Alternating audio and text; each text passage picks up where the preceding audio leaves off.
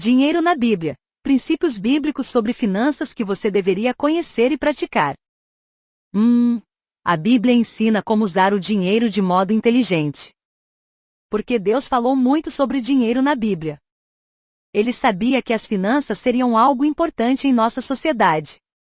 Prova disso é que nas Escrituras Sagradas existem aproximadamente 300 versículos sobre anjos, 500 sobre amor, 700 sobre fé e mais de 2.350 versículos falando sobre dinheiro e riquezas, segundo pesquisa realizada pelo Howard Dayton.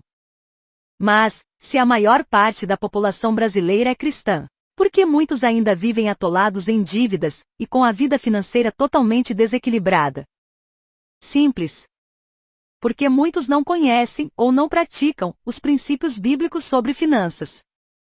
Pensando nisso, resolvi escrever este conteúdo, para mostrar como é simples, fácil e prático praticar os ensinamentos bíblicos em suas finanças pessoais no dia a dia. Você pode estar pensando, como esses princípios podem me ajudar? E a resposta é porque vem de Deus, e o que vem de Deus é muito bom. 2. Tudo que existe pertence a Deus. Tudo foi criado por Ele e para Ele. Colossenses 1,16b. Muitas pessoas enxergam o mundo de baixo para cima, quando na verdade deveriam ver de cima para baixo. Do espiritual para o carnal. Tudo que existe tem uma função econômica. Nada que Deus fez é para mais ou para menos, mas no tanto exato da necessidade. O que ocorre é que o ser humano aprendeu a ter em demasia e estocar, muito além do que precisa. No Brasil tem pessoas que ganham muitas vezes o salário mínimo, enquanto que outros recebem menos do que isso. O disparate decorre da má relação política do Estado que se preocupa pouco com a distribuição de renda ideal.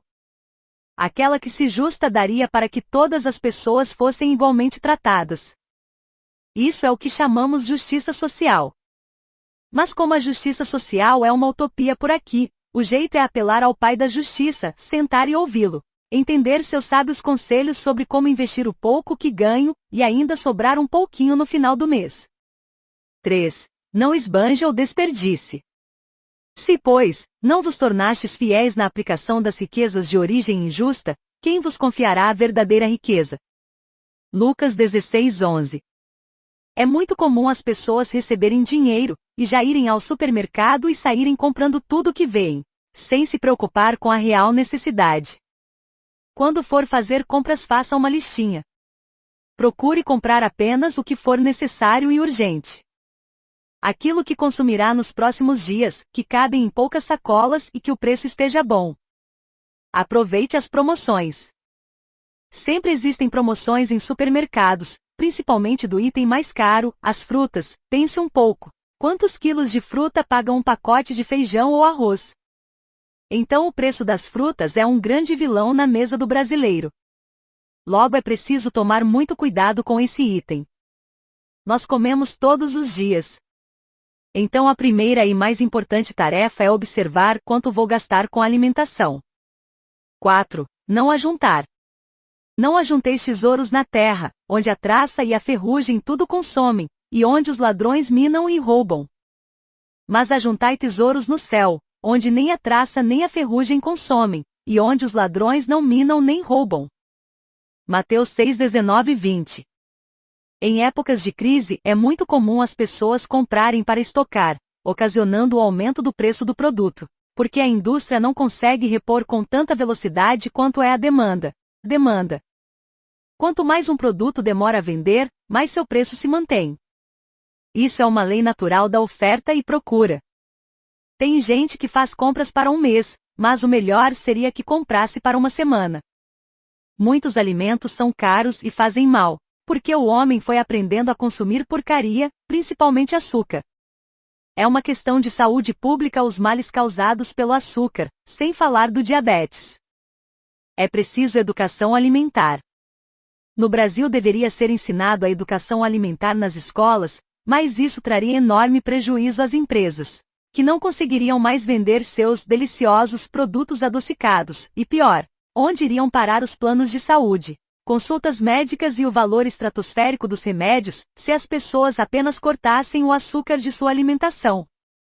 Indo mais além, você já viu o tanto de veneno que o ser humano está consumindo. Bem, não quero te assombrar, mas suas escolhas precisam de estudo, entendeu? 5. Planeje. Os planos do diligente tendem à abundância, mas a pressa excessiva, à pobreza. Provérbios 21:5. Tudo tem um custo e ações ruins têm consequências ruins e muitas vezes caras.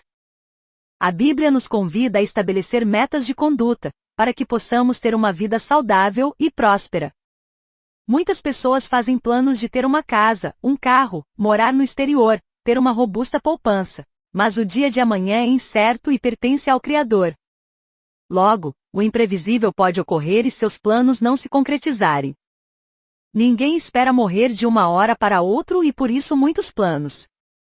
Creio que o melhor é viver para Deus, com amor e temor, e sempre entendendo que planos a curto prazo são mais inteligentes. A meta do homem deve ser praticar o bem, a justiça, a caridade, enfim, o amor ao próximo. Já ouviu falar que quem dá aos pobres empresta a Deus? Sim, é verdade. Mas vai além, escute essa passagem de Provérbios 19:17.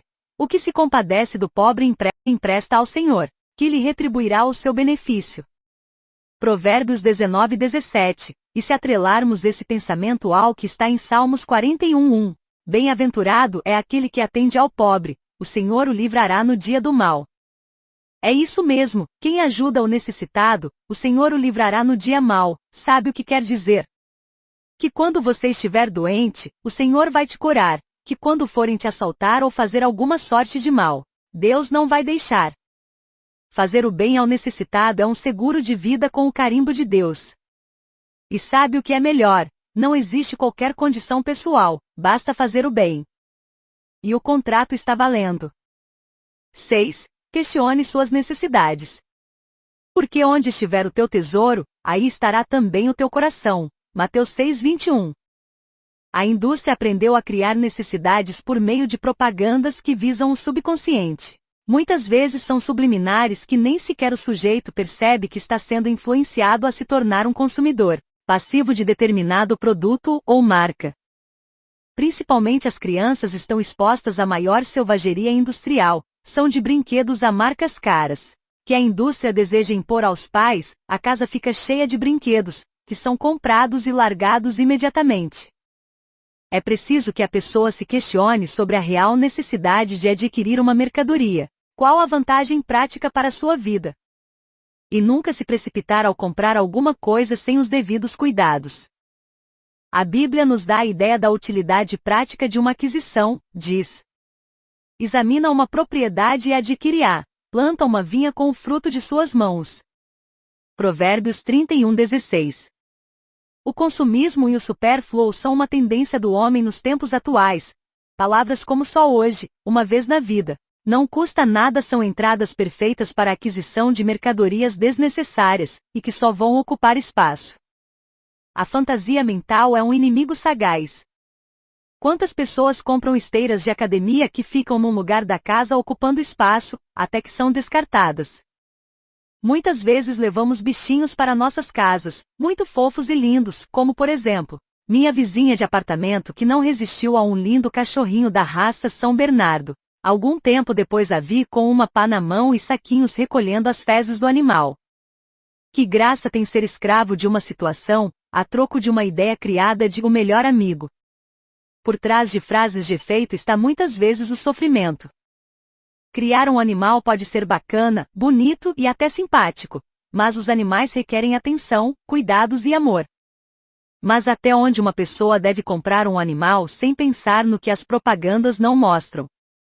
Um cachorro, por exemplo, tem que ser alimentado com comida própria, além de veterinário, local próprio para passear e ter uma vida tranquila, além das necessidades fisiológicas. As propagandas mostram um paraíso, criam uma falsa ilusão de maravilha em torno do produto, sem mostrar o que está em torno da aquisição. Então, antes de comprar algo, se pergunte o que não te disseram e quanto sacrifício você terá a partir da aquisição. 7. Saiba dizer, vou orar primeiro. Certa ocasião estava em Caldas Novas com a família, naquela época, meu caçulinha com 2 anos e minha mulher. Quando fomos convidados para ouvir algumas pessoas a troco de escolher entre três prêmios. Entrei numa linda sala, com várias pessoas e cadeiras, e tinha café, castanhas, muitos tipos de bebidas. Era uma coisa para deixar qualquer um pomposo, ou melhor, remover as resistências à compra. E foi aí que o espetáculo começou. Era ofertado um quarto com divisória e banheira em um hotel, por um preço exorbitante. E tudo isso quando alguém aceitava era aplaudido com entusiasmo. Eu pedi para ver o tal apartamento que era um quarto e o caçulinha defecou na banheira. Então veio aquela pergunta: e aí, gostou?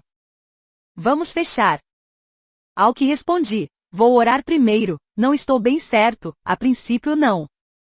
A vendedora ficou furiosa, dizendo que eu só estava ali por causa do prêmio. Fiquei surpreso, porque era só por isso mesmo, ela não precisava ter ficado brava.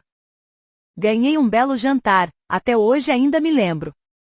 Dias depois, conversando com o gerente, ele me informou que muitas pessoas estavam desesperadas tentando vender o imóvel, e não conseguiam. O mundo não quer saber se você vai se dar mal ou não. Embora a decisão seja sua, ela pode estar sendo conduzida por pensamentos errados, com base em fatos que não representam as reais consequências. Por isso, fale com Deus e tenha paciência para estudar o que de fato estão convencendo você. 8. Deus é a sua prosperidade. Porque sou eu que conheço os planos que tenho para vocês, diz o Senhor, planos de fazê-los prosperar e não de causar dano, planos de dar a vocês esperança e um futuro. Jeremias 29:11. Não há nada de errado em adquirir produtos, aliás, a economia e os empregos dependem das nossas aquisições, mas devemos verificar até onde eu preciso disso, até onde isso me fará bem. Aliás, o apóstolo Paulo já dizia: tudo posso, mas nem tudo me convém. 9. Questione os padrões sociais, faça a diferença. Um cristão verdadeiro sabe que não segue a religião, mas a Cristo não há por que fazer exatamente o que a padronização deseja. O politicamente correto pode aparentar-se correto e moralmente esperado, mas não em termos de religião. Aliás, Deus não fala única vez em religião na Bíblia, mas em verdadeiros adorados que adorarão em verdade e em espírito. Ir a uma igreja deve ser visto como uma prática de dispensar um tempo necessário para comungar a fé em sociedade, o que chamam de credo. O que traz benefícios diversos ao ser humano, pela própria necessidade de autoestima e compartilhamento dos sentimentos entre os congregantes. 10. Elimine o hábito das dívidas. O que toma emprestado é servo do que empresta, Provérbios 22:7. É muito comum as pessoas irem aos bancos ou recorrerem a agiotas para conseguir empréstimo em dinheiro. Ocorre que essa prática torna o pegador obrigado a trabalhar para pagar os juros, que muitas vezes são exorbitantes. É muito comum vermos propagandas de bancos falando pegar dinheiro emprestado de outro modo, por exemplo, adiantamento de imposto, aumente seu crédito, crédito pessoal, invista no seu futuro, linha de crédito.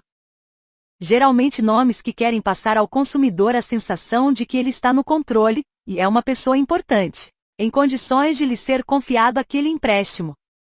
A dura verdade é que quem toma dinheiro emprestado corre um grande risco, porque terá que trabalhar ainda mais para poder pagar o empréstimo e os juros. O devedor muitas vezes pensa que conseguirá quitar a dívida, mas acaba tendo que fazer empréstimo de empréstimo, sem nunca conseguir quitar a dívida.